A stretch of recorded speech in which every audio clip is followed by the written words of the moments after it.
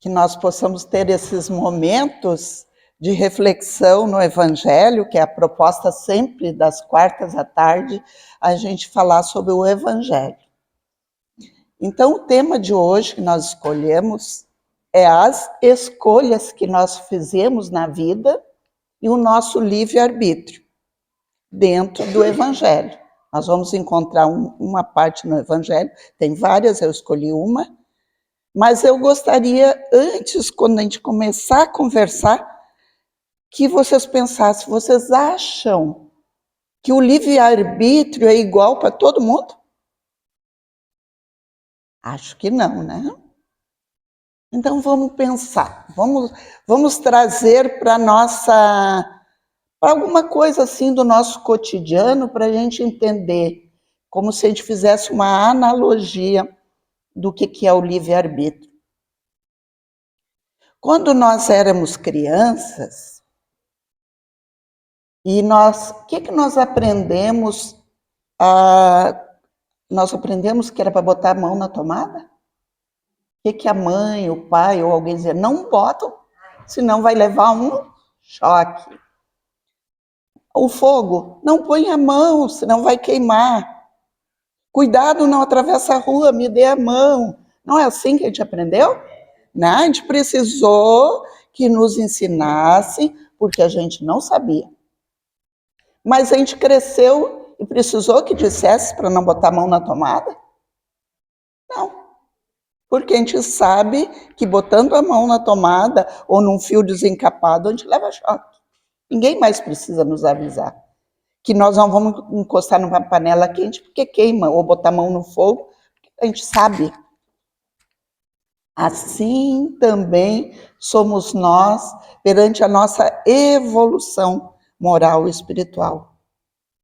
Vocês conseguem imaginar o nosso planeta todinho com pessoas que sabem a fazer o bem, a aceitar os nossos irmãos com fraternidade, querendo fazer o bem para os outros? Como é que seria? Como é que seria? E como é que é hoje? É o meu, como é que me diz, o meu pão primeiro, né? O meu pedaço primeiro e o resto, né? Nós somos egoístas, nós somos vaidosos, nós somos orgulhosos, não? E aí nós fomos procurar no livro O Evangelho segundo o Espiritismo, o que falava sobre livre-arbítrio. Se nós temos a receita de como agir, por que a gente ainda não faz? E aí nós vamos encontrar no Evangelho segundo o Espiritismo, no capítulo 5, Bem-aventurados os aflitos, no item 19, uma mensagem de Santo Agostinho, foi dada em 1863, e o título dela é O Mal e o Remédio. Eu não vou ler, mas eu vou convidar vocês a lerem hoje para complementar a nossa reflexão do encontro. Quando estiverem em casa, peguem o Evangelho. Quem não tem, comprem, a livraria vai estar aberta. É um livro bem acessível, porque não visa lucro, né? A gente vende pelo preço de custo. Eu marquei algumas coisinhas para falar aqui, mas vou só dar como título para vocês pensarem, porque nós vamos seguir numa parábola para entender melhor o livre-arbítrio. E aí, Santo Agostinho vai dizer assim: que remédio, pois, recomendar? É a fé o remédio. E mais adiante vai dizer assim: aquele que crê é forte, pelo remédio da fé. E aquele que duvida um segundo da sua eficácia é logo punido, porque experimenta no mesmo instante as pungentes angústias da aflição. Então, é um capítulo que tem duas folhinhas, intitulado O Mal e o Remédio, que ele vem falar justamente por que a gente está passando por certas coisas. Por que, na realidade, é um mal que é um remédio para a nossa existência nesse momento. Uma compreensão de que aquilo que vem para nós não veio por acaso, não caiu de paraquedas para nós, faz parte da nossa evolução. E aí nós fomos procurar em Mateus, no capítulo 13 de Mateus. É interessante esse capítulo 13 de Mateus, porque é um capítulo que trata de 7 parábolas. Jesus, ao todo, deu 23 parábolas.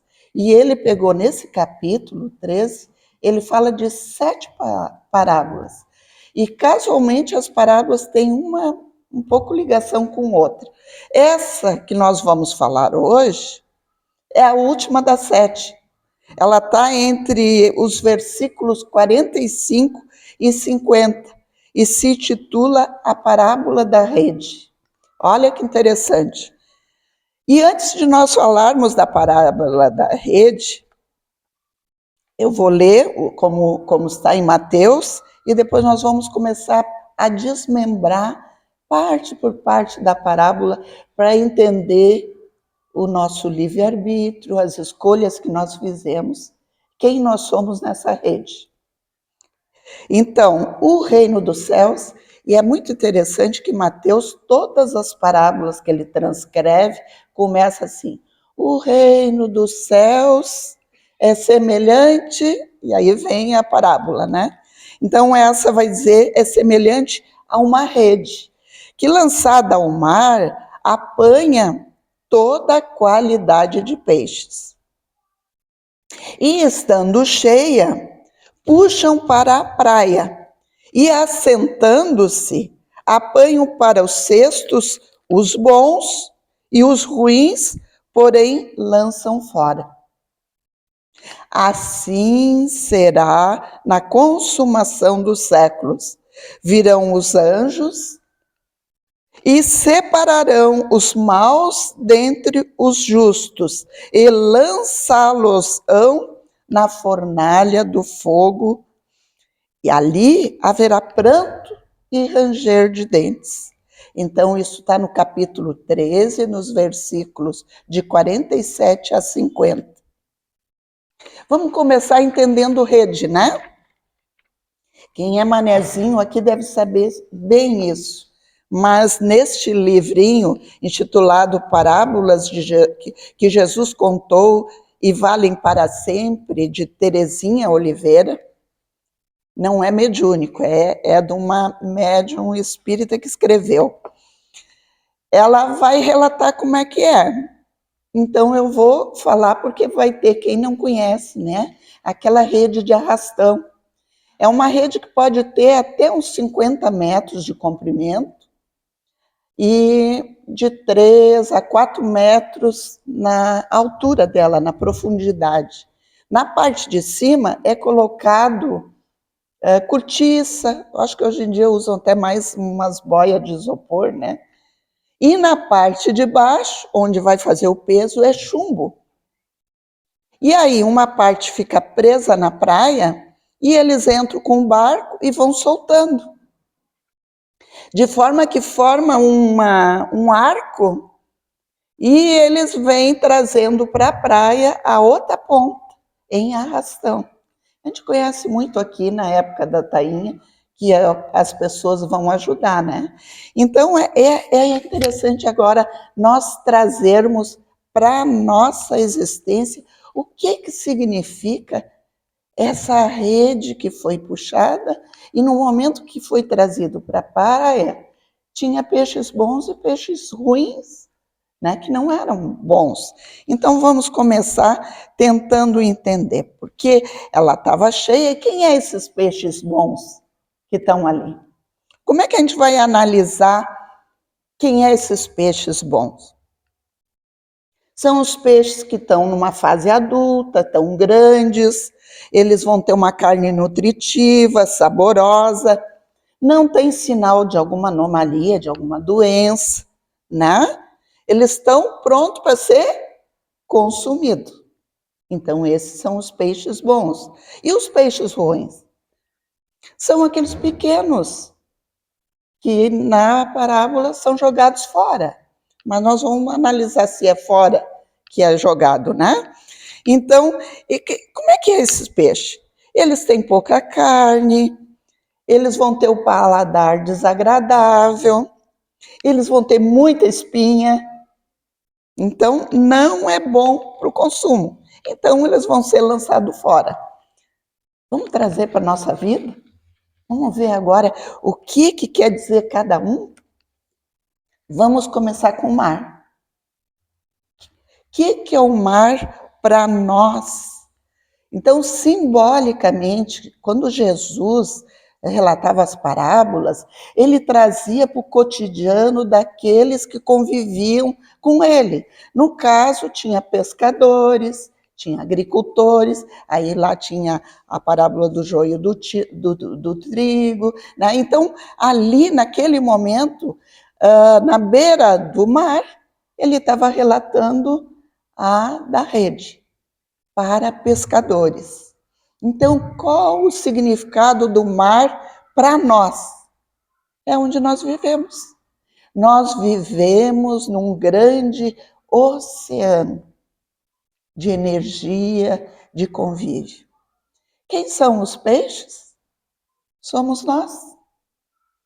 Agora vamos ver como é que é a separação desses peixes.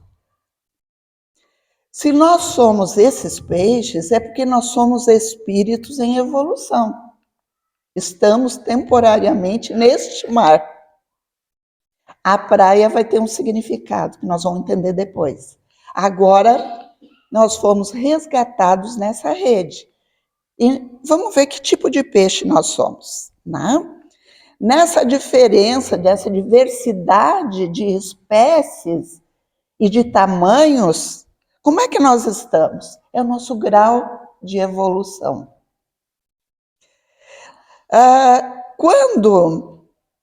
Vamos lembrar lá quando nós falamos dos peixes, quando eles são nutritivos, aquela primeira impressão quando olha o peixe no tamanho adulto, para nós, espíritos encarnados, nutritivos quer dizer quando nós somos úteis, quando nós somos prestativos. Quando é que nós somos saborosos? Quando nós somos agradáveis, quando nós somos amáveis, amorosos. E quando é que nós somos sem anomalias, que não somos prejudiciais? É quando nós somos íntegros, justos, honestos. E quando é que nós não somos tão bons? Somos peixes que devem ser lançados fora, né? Que aqueles que têm pouca carne, que são pequenos, né? É quando nós não somos muito evoluídos, nós estamos ainda atrasadinhos. Lembram da gente criança que precisa que ensine a não botar a mão na tomada? Assim também, nas existências que nós vivemos, nós passamos por existências em que a gente não era muito evoluído. Mas nessa rede que foi puxada, tem onde que a gente tem que se enquadrar, a gente tem que olhar aí como é que a gente está, né? Então, os de pouca carne, nós podemos considerar aqueles que pouco procuram servir ao bem. São egoístas, estão mais na deles, na vida deles, né? E um mau paladar, quando eles não são apetitosos, é porque são pessoas frias, não são amorosas, não são calorosas, não nos propiciam a vontade de estar juntos. E o espinho, quando o peixe é muito cheio de espinho, né? Aqueles peixes lá, vamos trazer para nossas existências. É quando nós temos vícios, quando a gente tem malícia, quando a gente é desleal, quando tem maledicência. Esses são aqueles peixes que não são úteis. Como é que está o nosso? Trazendo para nós agora a nossa qualificação. Quanto que nós crescemos e estamos prontos, amadurecidos? É agora uma análise para a gente olhar nessa rede que Jesus está convidando a puxar, né? Mas o que é a rede nessa história? A rede tem o papel de tirar da nossa tranquilidade, do nosso conforto para seleção, para ver se tá bom, se não tá. É o momento da nossa desencarnação, da morte, da escolha, onde nós vamos ser avaliados se somos bons, maus, ignorantes, grandes, pequenos, pobres, maliciosos, viciosos, caridosos, fraternos. O que tem dentro de nós, de cada um, desses peixes e peixinhos? A gente é uma mescla.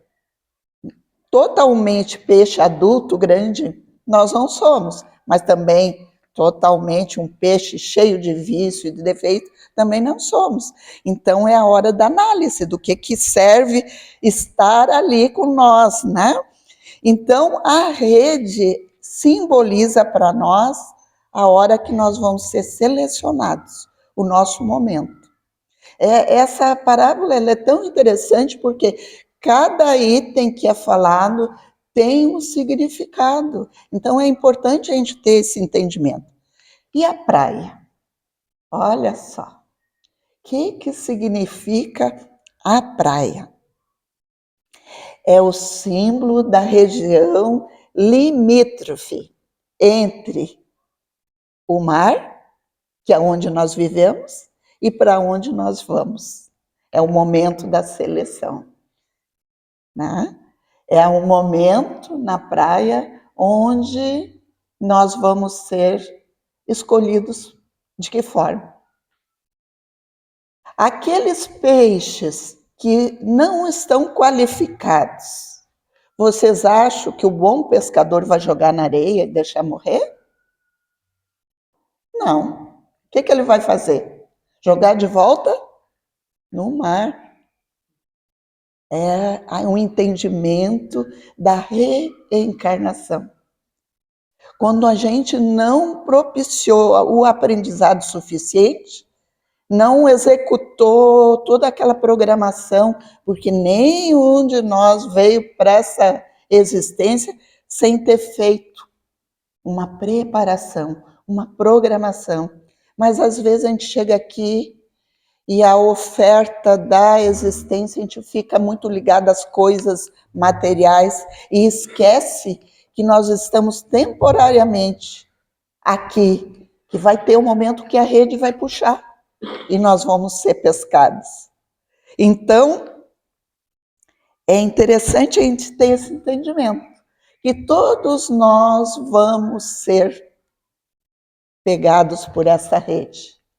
E no momento da escolha, dependendo do nosso preparo, vai ser quanto nós vamos ficar do outro lado, nos preparando, nos aperfeiçoando para uma nova existência, ou quanto mais rápido nós vamos ter que voltar para aquilo que nós fizemos de errado, daquele peixinho mirrado cheio de vício, corrigir, né?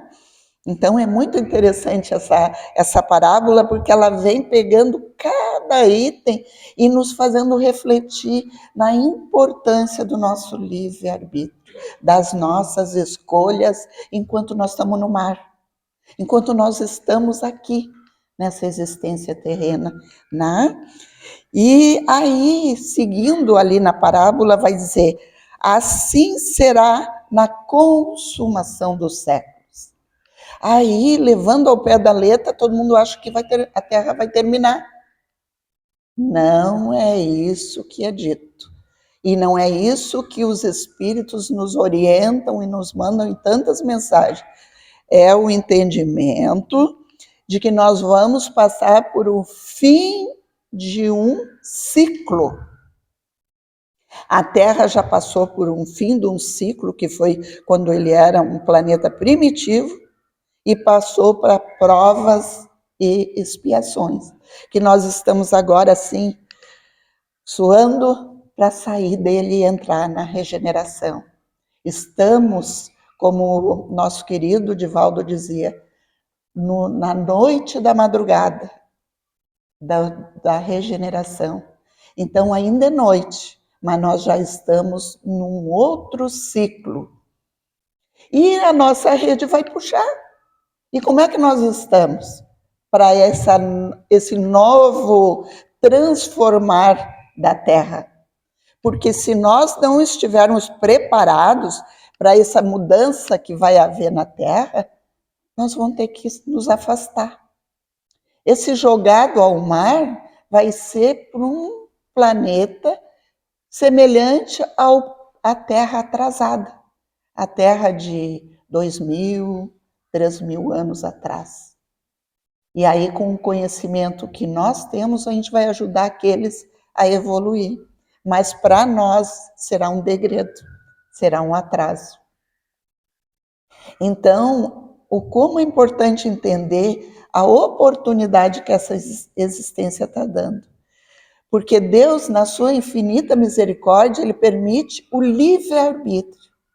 E o livre-arbítrio vem de uma forma que quanto mais nós nos esclarecemos em conhecimento, em moralidade e espiritualidade, mais será cobrado de nós.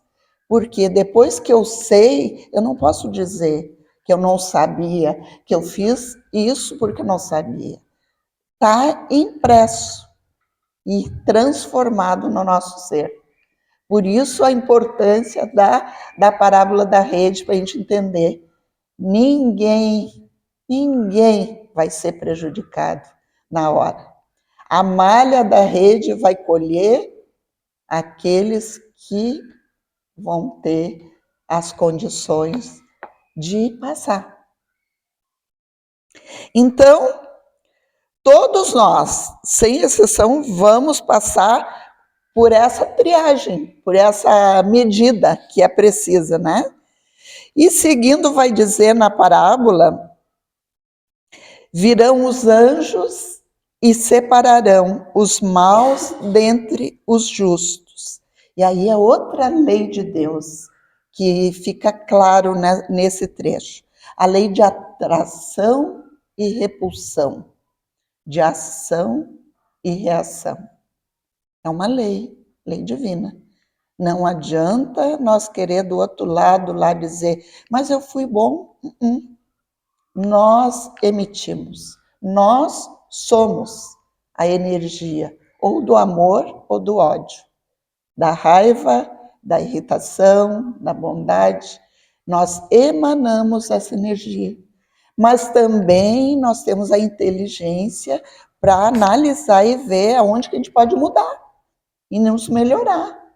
Sair daquele patamar de dizer assim, eu nasci assim, eu cresci assim e eu vou morrer assim. Nós podemos sempre mudar, a cada dia. E Santo Agostinho, que foi o da mensagem do Evangelho, diz que a gente deve a cada dia, no final do dia, fazer uma avaliação. Como é que foi? Eu gosto muito também de citar Haroldo, né? Haroldo Dutra Dias, e ele diz que a gente deve observar no nosso cotidiano como é que estão os nossos pensamentos. Como é que a gente pensa, como é que a gente reage, como é que está. Esse é nosso espírito. Será que a gente passa mais o dia reclamando, emburrado, ou a gente tem paciência, tolerância, auxilia os outros? Como é que está? A gente tem que se olhar mais, observar, né? Virão, então, os anjos, né? Eles vão fazer essa atração e repulsão espontânea, né? Por misericórdia divina. E aqueles que na parábola diz que são jogados fora, são os que vão ser restituídos ao mar, que vão reencarnar, assim como nós. Que eu espero que todos que estão aqui, a gente reencarne de novo na Terra melhorada, quem sabe daqui a uns 100 anos, 200, vamos ficar um estágio bom lá na erraticidade, estudando, nos aperfeiçoando, para vir bem melhor para a próxima existência, né? Então, nós vamos ser restituídos ao plano espiritual, vamos ser os escolhidos, os peixes bons, né? E a consumação dos séculos, nós sempre temos que entender como a avaliação e a seleção dos espíritos. Não é maldade, não é bondade, é simplesmente lei divina, essa seleção, né? E essa nossa situação, quando nós partirmos, vai revelar a nossa evolução. Não vai ser nada diferente do que nós somos. Isso que é importante a gente avaliar enquanto a gente está aqui. Nós não somos diferentes, porque o que pensamos, o que sentimos é o espírito. O corpo é uma ferramenta, é uma máquina a serviço do nosso espírito. Então, é fácil de nós analisarmos quem nós somos, né? E lança a alusão à fornalha ardente. Então, aqui, se a gente pegar pela letra, a gente leva um susto, quer dizer que vão incinerar, vão queimar todo mundo. Não, gente, é uma expressão simbólica. A destruição aqui é no sentido da nossa transformação. Nós vamos e já estamos nessa existência, quanto mais transformados.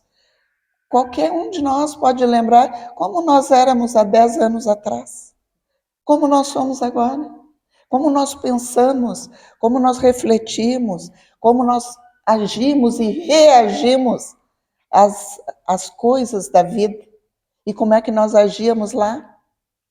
Isso mostra que nós estamos nos transformando.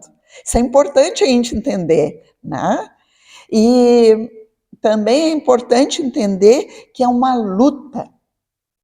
Não é pouca coisa. É uma luta diária que a gente tem que ter, né? E tudo isso que a gente guarda dentro de nós, como se fosse, às vezes, até uma melancolia, uma tristeza, é aquilo que nós temos do que nós já vivemos e não aproveitamos. Simbolicamente também intitulado O Paraíso Perdido. Mas aquilo que foi bom e que a gente não soube aproveitar. Então, é necessário a fornalha ardente, é necessário a transformação. A gente entender que esse momento ele vai passar em cada um de nós por essa transformação que nós vamos tornar outro, um espírito liberto das coisas materiais, do apego, né? Ali haverá pranto e ranger de dentes. Então vamos ver os peixinhos que tiveram que ser lançados de volta. E assim é bem fácil a gente entender assim que tiveram que voltar logo, porque eu espero que todos nós, quando a gente for selecionado, a gente vá para a espiritualidade e fique um bom tempo lá se preparando para voltar e ajudar na evolução desse planeta. Mas esses aqui do final da parábola, que foram submetidos a esse período de purificação, da transformação, por que eles vão chorar? Porque eles voltam e vão sentir a ausência de todos os benefícios que eles tiveram. Vamos imaginar se, com tudo que nós temos hoje, internet, exames médicos fáceis, né? Estudar, boa leitura, tudo que o planeta tem hoje, luz, o calor ar-condicionado, carro para andar, né? Ônibus, avião, navio, quanta coisa. Vocês imaginam se de uma hora para outra tirassem nós daqui e nos colocassem há 3.000 anos atrás, num outro planeta, onde nem luz elétrica tem, que muitos não sabem nem fazer o fogo, tem que bater uma pedra na outra lá, fazer faísca até que aprenda a fazer fogo, girar uma pedra na outra para inventar uma roda, né? Fazer material de pedra para poder cortar, aprender a plantar, a fazer agricultura, criar animais. Não seria um choro para nós estar num lugar desse? Então, aqui eles vão nos explicar que o pranto é para aqueles que forem para esses locais atrasados, mas aceitarem essa provação, essa dificuldade que vão passar. E o ranger de dentes? O ranger de dentes é aqueles que se revoltam, não aceitam a vida que está sendo oferecida como prova para evolução.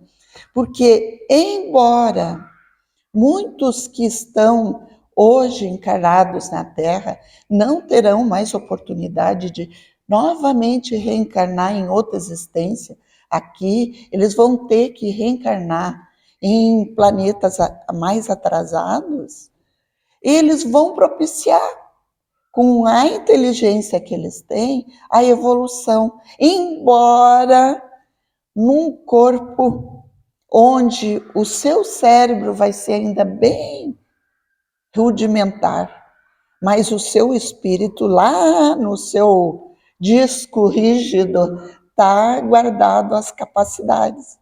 Então eles vão ajudar a evolução desses planetas atrasados. Mas eu espero que nós aproveitemos esta existência para nela nós voltarmos. E quando nós voltarmos aqui na Terra, ela vai estar bem melhor do que está hoje. Vai o bem dominar o mal. Ainda vai ter o mal, mas o mal vai ser menor. Hoje em dia, o mal ainda domina o bem. Mas que nós saibamos fazer essa diferença. Então, esse é o ensinamento de hoje. Nós teríamos uma historinha para contar, mas o tempo, estou vendo que tá bem longo. Eu vou tentar resumir ela, porque eu acho ela tão interessante.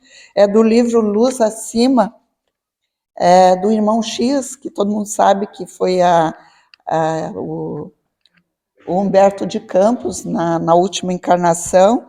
E nesse capítulo 38 é intitulado Entre o Bem e o Mal, e a história do gênio do bem e o gênio do mal, que eles se aproximam do homem, eles vêm à Terra, se aproximam do homem, e vão, eu vou tentar resumir, porque é uma historinha de várias páginas, e eles vão se aproximar do homem e intuir o homem. E o do bem, o gênio do bem, vai dizer de todas as dificuldades que ele vai enfrentar na Terra para a evolução. E é aquilo que nós já conversamos, do livre-arbítrio, das escolhas, que as dificuldades que aparecem na nossa vida são bênçãos, que nós temos que saber aproveitar, que nós não temos um momento de ranger de dentes. Até chorar, a gente pode chorar um pouquinho quando a prova está difícil, mas que a gente aceite, né? Então ele enumera tudo e o homem está escutando. Aí o gênio do mal para do lado dele e diz tudo que vai dar para ele. Conforto, vida boa, e vai citando tudo que a gente ainda gosta na vida material da Terra. E aí, o que o homem faz? Fecha os ouvidos ao gênio do bem e segue a vida abraçado ao gênio do mal.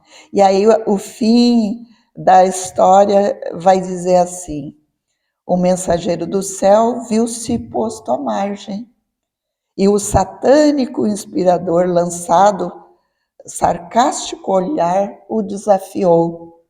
Então, não me arrebatarás o aliado incondicional? Reparando, contudo, que o emissário divino permaneceu calado, bradou estentórico: por que não confundes o homem com o teu poder e a tua sabedoria? O interpelado respondeu sem irritar-se: tenho mais que fazer e não me cabe despender as horas em contendas inúteis. O assunto, porém, não está liquidado. Se o gênio da dor não passar por aqui em breves dias, voltarei, mais tarde, em companhia do gênio da morte. E afastou-se rápido, certamente no intuito de dirigir-se a outros homens. Então, gente, nós somos feitos de escolhas.